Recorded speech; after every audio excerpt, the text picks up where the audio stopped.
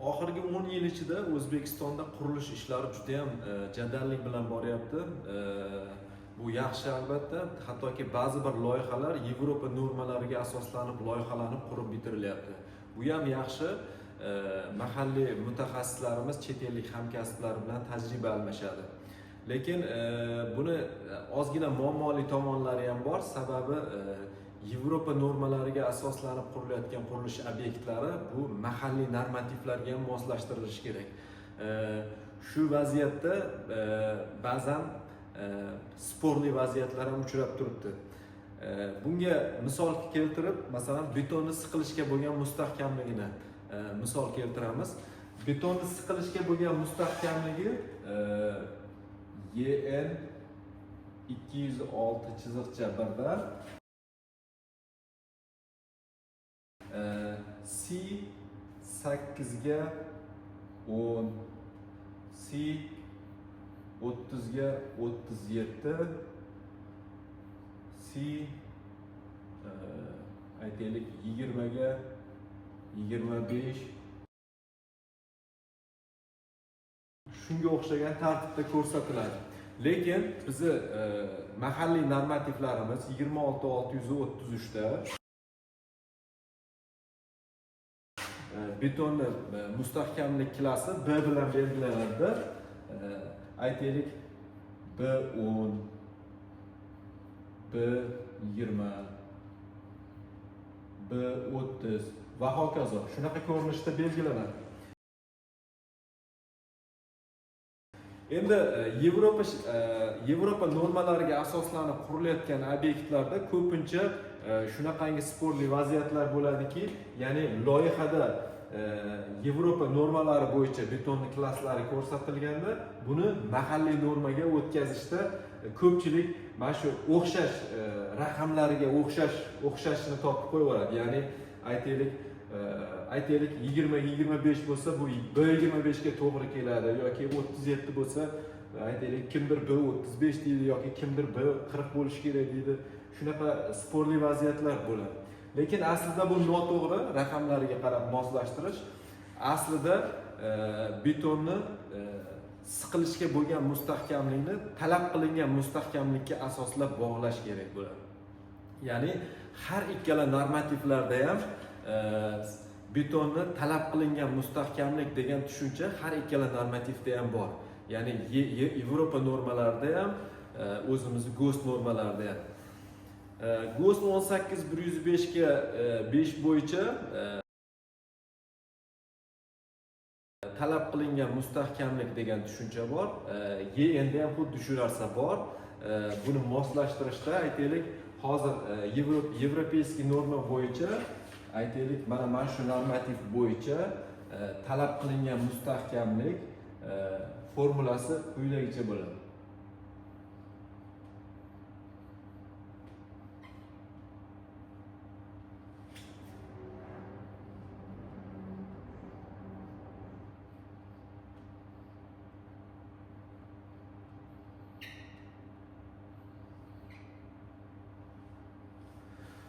Ya'ni har ikkala normada ham talab qilingan mustahkamlikni hisoblashda betonni bir jinsliligi, ya'ni variatsiya koeffitsiyenti, standart og'ishlari hisobga olinadi.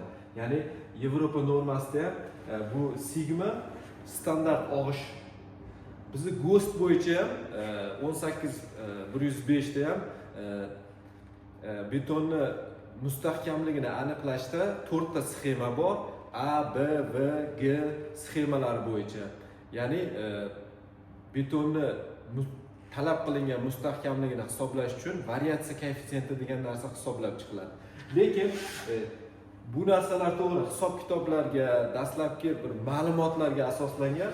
Agar sizda hech qanaqa ma'lumot bo'lmasa, demak kamida masalan aytaylik, Yevropeyskiy normada ham boshlang'ich muddatda xuddi bizning GOST normasiga o'xshab boshlang'ich muddatda oddiy formula bor, ya'ni mana shunaqa formula bor. Sizda yetarlicha kubiklar, ya'ni yetarlicha ma'lumot bo'lmagan paytda betonni talab qilingan mustahkamligi katta yoki teng bo'lsin deydi. Betonni bu klassi qo'shilgan to'rga. Ya'ni mana shunaqa formula bor. Bu yerda FSM bu betonni o'rtacha mustahkamligi, bu betonni mustahkamligi bo'yicha klassi. Ya'ni mana shu. Bu joyda 30 masalan, 30 bu standart silindr. Balandligi 30 cm, diametri 15 cm bo'lgan silindr uchun mustahkamlik bo'yicha klassi.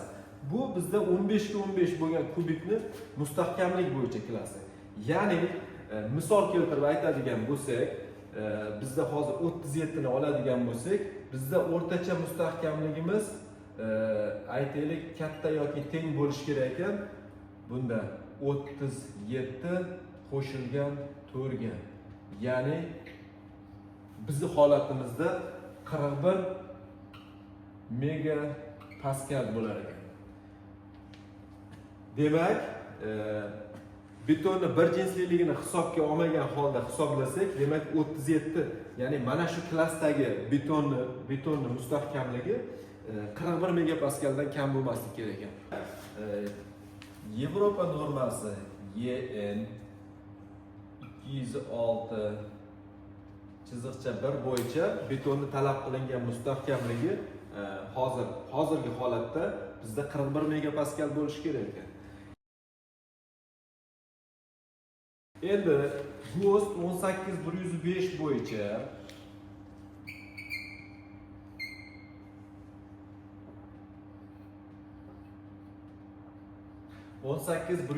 bo'yicha betonni talab qilingan mustahkamligi, uni bir jinsliligini hisobga olmaganimizda, ya'ni G sxema bo'yicha oladigan bo'lsak,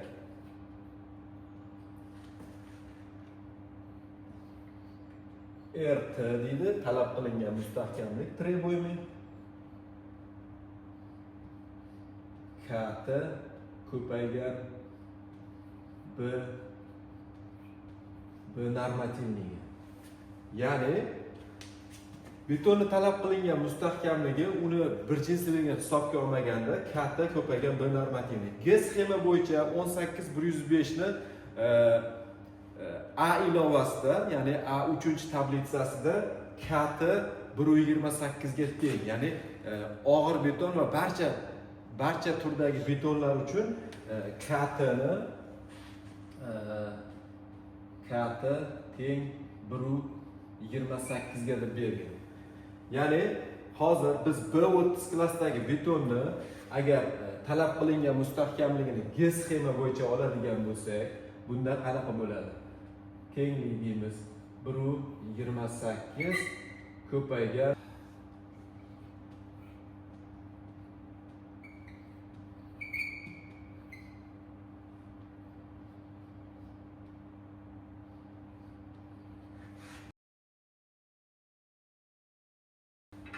ya'ni hozirgi holatda ikkala normativ bo'yicha betonni bir jinsligini hisobga olmasdan hisobladik. Demak, 41 bilan 38 bir-biriga yaqinroq. Demak, Yevropa normalaridan biz o'zimizni GOST normalariga moslashtirishda, ya'ni o'tishda mana shu formulalardan foydalanish kerak bo'ladi. Bu narsani hozir ekranda ham berib o'tib ketamiz.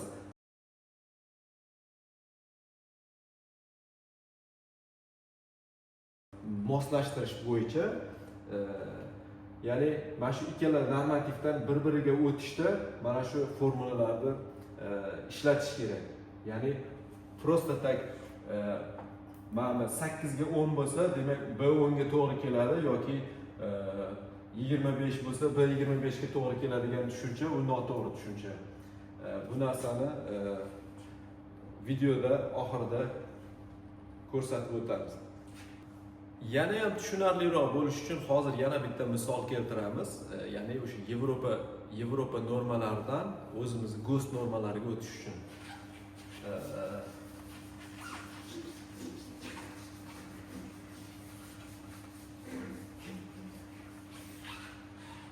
Misol sifatida aytaylik,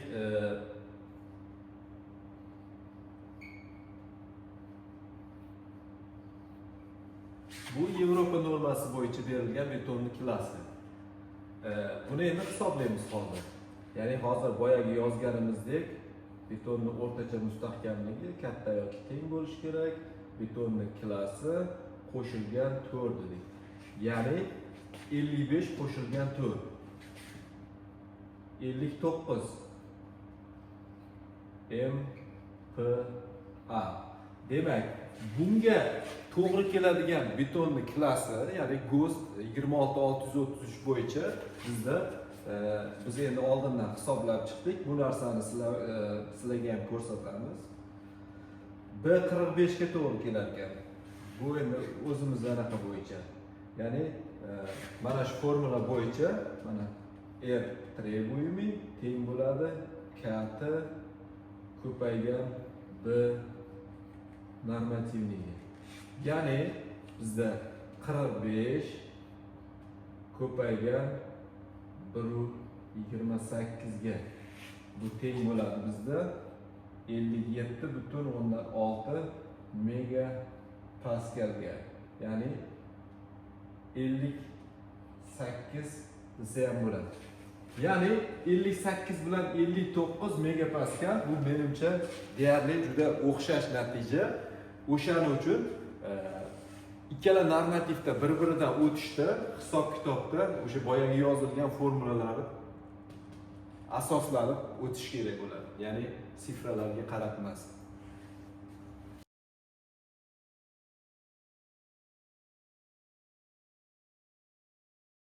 Demak, klasslarni moslashtirishda yuqoridagi hisoblarga asoslanib bir-biriga yaqin bo'lgan klasslar qabul qilinadi. Beton klasslari bo'yicha talab qilingan mustahkamlik o'sha hisob-kitoblarga asoslangan bo'lishi kerak. Ushbu videoda berilgan jadvallar tavsiyaviy xarakterga ega bo'lib, mustahkamlik bo'yicha klasslarni moslashtirishda loyihachi bilan kelishgan ma'qul.